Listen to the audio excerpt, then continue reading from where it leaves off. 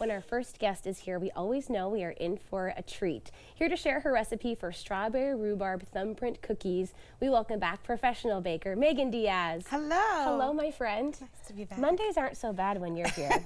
I always think that. Take the edge off the end of the weekend. Yeah. Look how adorable these creations are. Yeah, so strawberries are just fantastic this year. They're amazing. They're just beautiful and candy sweet and perfectly ripe, and I wanted to find as many ways as I can utilize them as I can. It's the summer of the strawberry. Yeah, I'm loving it. Okay. So we're gonna do a little twist on a thumbprint cookie and add a little bit of buckwheat flour to it. So it's a different type of, it's not like a typical wheat flour. It's actually naturally gluten-free. It's actually a seed, but we treat it just like we do a normal flour. Fun. But it adds some extra protein and nutrients into the cookie, sneak in. Healthy. Look at us. Okay. So we don't feel as bad about our little treats, but so yeah, we're gonna start with the dough. And so in here I have 1.5 cups of unsalted room temperature butter. Okay. And a 1/2 cup of granulated sugar. And I've just creamed that until it's nice and light and fluffy. It looks perfect. Yeah, so just a few minutes, just get it all nice and fluffy. And then we're gonna add in 1 egg. Okay. And then we're gonna add in a teaspoon of vanilla. Or as some people like to say, measure that with your heart. Measure with your heart. And we'll get that going, and while that's mixing, let's mix together our dry ingredients. Okay.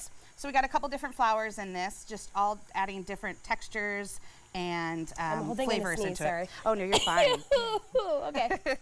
So we've got 2 cups of all-purpose flour. We've got 1 cup of our buckwheat flour that we talked about. Sorry, I'm trying to keep it in. That's all right. Share my germs with you. And then we're going to add some almond flour too. Okay. So this is going to give some moisture. I'm going to get my water while you're doing this. Yeah, you're fine. Ruin everything. Yeah. So we've got 3/4 cup of almond flour. And then our leavening, we've got 1/2 teaspoon of baking powder and baking soda, and then a teaspoon of salt, just to round out. And if you want to mix that together, Gosh, I've got that little tickle in my throat that I just can't quite manage today. Okay. And then I'm going to just scrape this down while you're mixing this together. Okay. Give it one last mix. Beautiful. Yeah, so that buckwheat flour adds kind of this really kind of beautiful light purpley it's really color. Pretty, yeah, it's really pretty. It kind of looks like the finished product is just almost caramelized brown sugar or something. All right, so that's eggs all incorporated, and then we'll add all of our dry ingredients. Perfect, thank you. Okay, and you can dump it right in there? Everything goes in, which is nice. Okay. And then we'll mix this until a dough forms. Ooh. So you just want to make sure all that butter and sugar gets incorporated with the flour. So nice. Yeah. And then we'll scoop our cookies.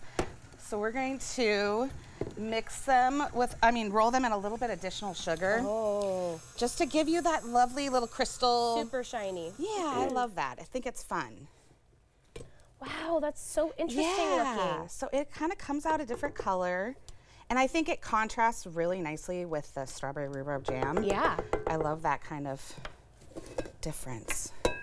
So I got a 1 ounce cookie scoop. Okay. Every baker's best friend. That way everything's nice and portioned evenly. Perfect. And put it in your sugar. Okay. We'll do a couple. And then zhuzh them around? Yeah, just zhuzh them around till they get them evenly coated. And they'll put them on a baking sheet lined with parchment paper. Okay. And then this is where the thumbprint comes in. All right. So we're going to use our thumbs, and we're just going to indent a little well in the middle of the cookie. Adorable. Yeah. So should I do one here? Yeah, go for it. Oh, that is so fun. Yeah. This is fun for kids baking too. I think they would be really intrigued by the color of the dough with this recipe too. And then we're going to bake these in an oven, 350, for about 14 to 16 minutes. Okay. Rotate them halfway through so they bake nice and evenly. Oh, okay. And then they will puff up a little bit. So you might have to, when they come out of the oven, press them down with your thumb a little bit more just to make sure that we want to just make sure there's plenty of room for, because we're going to put the good stuff we're going to put the good stuff in it. So beautiful. We've got, so I included a recipe for a strawberry rhubarb jam. It's really easy to strawberry, rhubarbs, lemon juice, and sugar. Oh. If you don't want to do it, store-bought works just fine. Sure. So Semi-homemade is always acceptable. So you can either use a piping bag if that's easier for you, or Okay. even just a spoon.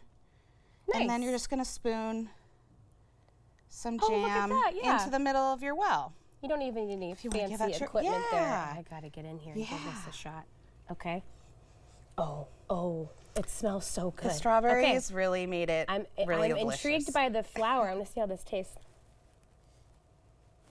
And not make a huge mess with jam all over myself. Mmm. That's really bright and fresh. Yeah, and the buckwheat gives it just a kind of a nice nutty quality too, just to enhance that almond flour too. And it's so healthy. Yeah. It's so good for me to eat a cookie today. Exactly. Thank you so much. You're very welcome. Always delicious. Thank you. Always happy to see you, Megan. Hey, we will have more information on our website at katu.com. We'll be right back with more Afternoon Live right after this.